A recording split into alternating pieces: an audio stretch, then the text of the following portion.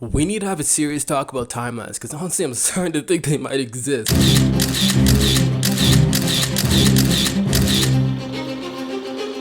Just not in the way we might think they do. There exist moments in our lives, a significant event that splits us from who we were before to who we are right now. What's happening? Could you imagine how fucking trippy that would be? Just imagine a multiverse of you just walking around, living out the consequences in a reality where they made a slightly different decision than you did. I think about that a lot actually, and since you're still here, you're probably wondering the same thing. And before I begin, my name's Jamil, and if you like existential shit like this, you can check out my blog where you can find more musings. Anyways, before I started making YouTube videos, I actually went to school to become a computer scientist. And in one of my math courses, we learned about this concept called an inflection point. Basically, all it is looking at an equation plotted on the graph and identifying the coordinates where significant changes occur. I'm about to nerd out here, but I'll make it somewhat interesting. Let's say you're a hotshot analyst making predictions on market trends. You notice that for some fucking reason, everything is just more expensive. Back in 2015, you're able to get a McDouble like a Mac and a junior chicken for $3.14. 7 years later, shit's $7.82. You want to figure out where did this world go so wrong that I can't even get a McGangbang for less than $4 anymore. So you decide to graph the purchasing power of $1 over the last 100 years. And over that time period, you start to know some weird shit. Although usually this weird shit ends up correcting itself. Until 1971, that is. The year the dollar went from being valued against gold to the dollar being valued because the government says so. Visually, you see the effect on the graph. The point in time where the economy splits from the timeline it was on to where it's heading now.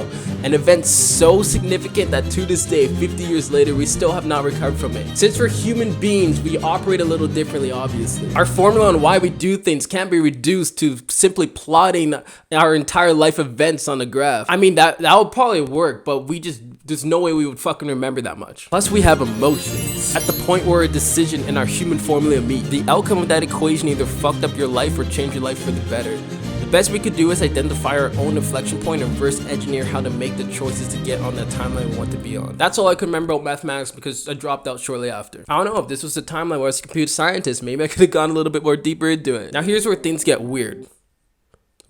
Given the flexibility to differentiate yourself from certain timelines, in theory, there's still a chance you can still end up back on the timeline and try to stray away from. Which is what happened to me all the fucking time. Fall into a cycle of entering and leaving the same types of relationships. Staying in them despite how toxic they were. My friend actually told me that I just like difficult women. I was pretty offended, but I have to admit he was onto something. Rooted in the bundle of parts inside of me, there existed this belief that being with someone who treats you like shit was better than being alone. Until this was fixed, I couldn't create the inflection point that I needed to create to get to the timeline where I could actually love myself. There's this sneaking paranoia that exists that even if you do manage to make the right choices, what the fuck is stopping you from going back to the timeline you were in before? What if I fucking reverse inflection point myself and doom myself to the darkest timeline? And I was pretty worried about that happening until I remembered one thing. When I was 21, I made the choice to move across the country to British Columbia. There's a whole thing about it that you can watch one of my other videos. The decision to remain here wasn't motivated by the same parts of me that were relentlessly self-sabotaging constantly.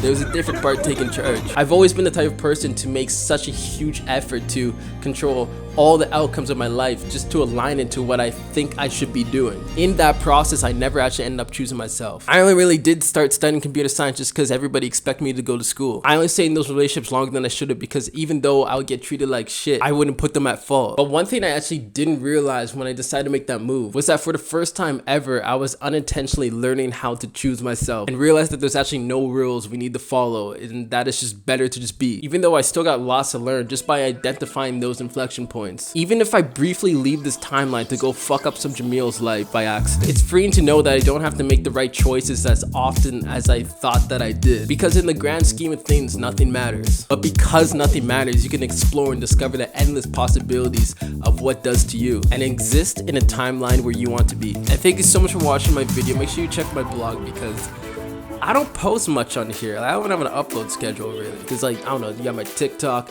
you have my articles you can go through. There's a bunch of other stuff there. Anyways, I'm gonna leave you with that. Have a good day. See ya.